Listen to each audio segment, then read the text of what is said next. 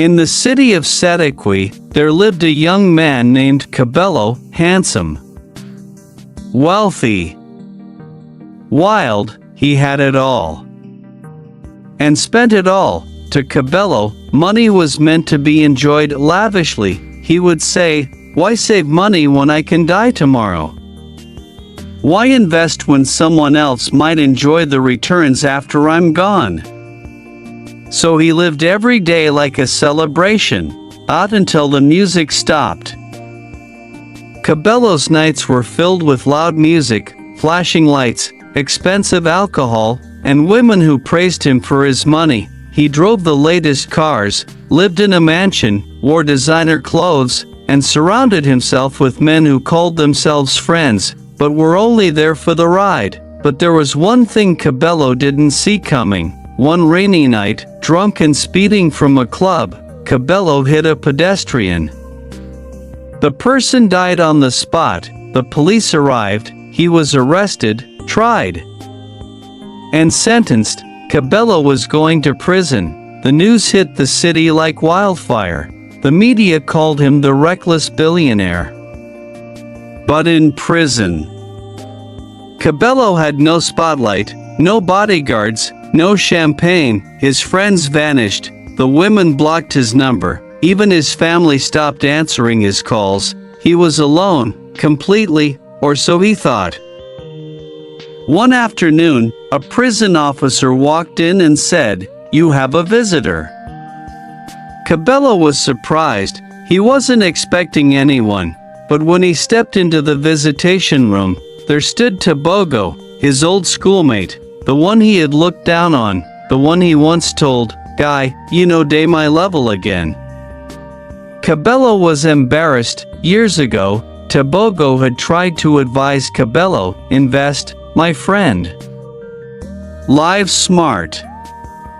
But Kabelo had laughed. "Poor man mentality," he replied. Tabogo was quiet. He never begged. He only offered wisdom. And now, the man Kabelo once ignored was the only person visiting him in prison. 5 years passed, 5 birthdays, 5 Christmases, behind bars, no letters, no calls, no bank accounts, no property. Kabelo was a forgotten man, except for one person, Tabogo, who showed up every few months, with food, soap, books, and most importantly, hope.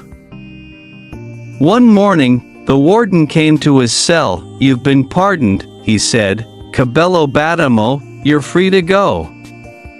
He didn't cry, he didn't celebrate.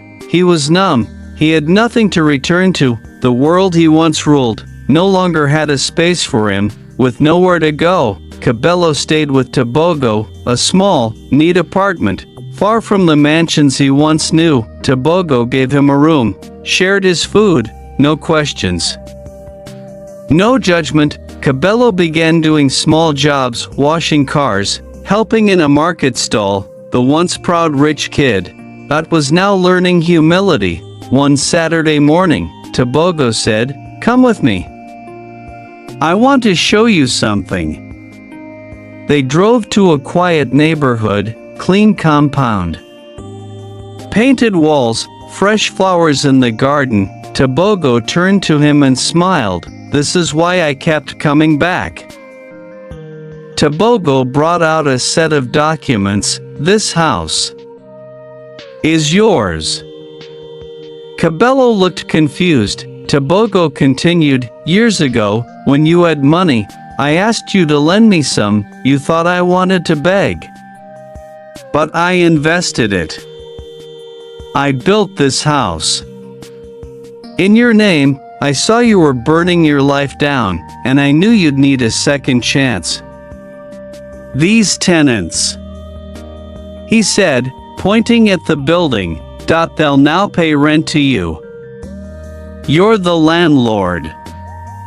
Kabelo dropped to his knees. Tears streamed down his face. "I don't deserve this. I treated you badly." Tabogo smiled. "You were broken. But now, you're ready." Months passed, Kabelo fixed up the property, he collected rent, started a small real estate business. He began speaking to youth about humility, choices, and consequences. From the ashes of arrogance, a wiser man emerged. Kabelo had it all and lost it all, but when everyone walked away, one true friend stayed. Tebogo, the man he once pushed aside, became the man who gave him his second chance. In life, not all wealth comes in money. Sometimes, the richest people are those who never leave your side. Cherish them, listen to them, and never forget. Pride builds walls, but loyalty builds houses. This is the story of Kabelo, a man who fell from grace and found redemption in the heart of a true friend.